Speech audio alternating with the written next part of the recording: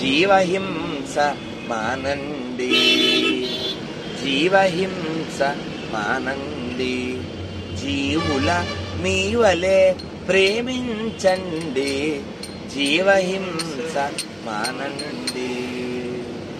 అరే కృష్ణుడు ఆవులతో పేరు పెట్టి పిలిచేవాడు తెలుసా? ఎన్ని ఆవులు ఉన్నాయో తెలుసా? పోనీ 9 లక్షల ఆవులు. ప్రతి ఆవుని పేరు పెట్టి పిలిచేవాడు.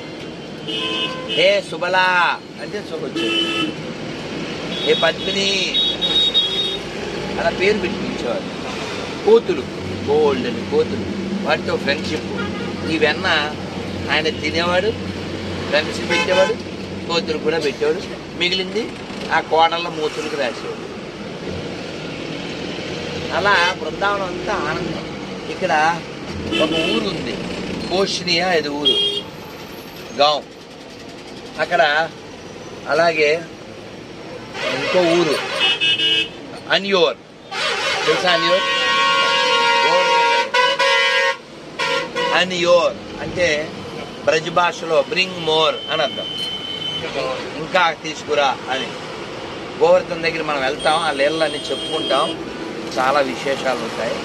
రాధారాణి వాళ్ళ ఇంటికి కృష్ణుడు ఎప్పుడో వెళ్తే రాధారాణి తలుపు వేసి ఉంటే అని పిలిచి తలుపు కొట్టాడు.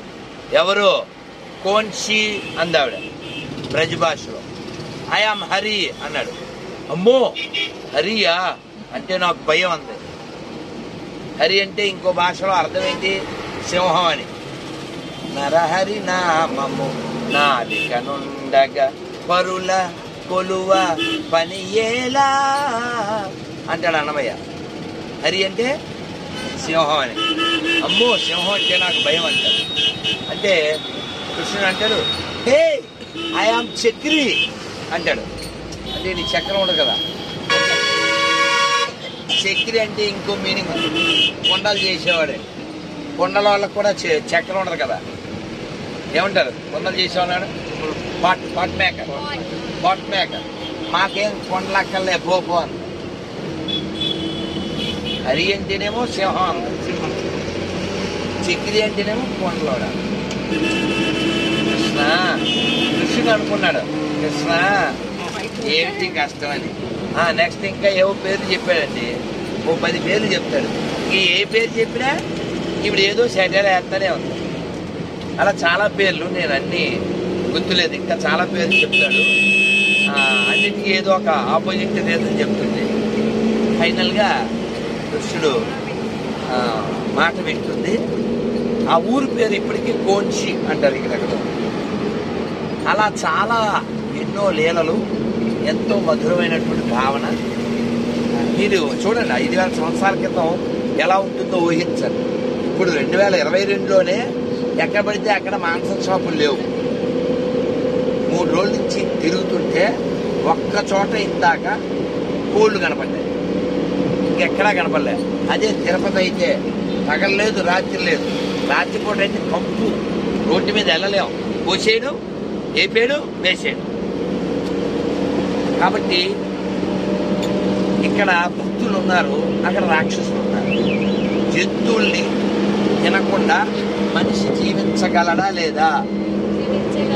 మనం ఉన్నాం దానికి ఉదాహరణ. అవునా? అమెరికా, రష్యా, సౌత్ ఆఫ్రికా వాళ్ళు మొత్తం దిగాలంటే మొక్క కావాలి. మరి అలాంటి వాళ్ళు అన్నీ వదిలి జీవిస్తున్నారుగా. ఇందాక సన్యాసి వారు రోమపాద స్వామి మహారాజు చూసావా లేదా? సన్యాసి అంటే కాఫీ టీ కూడా లేదు.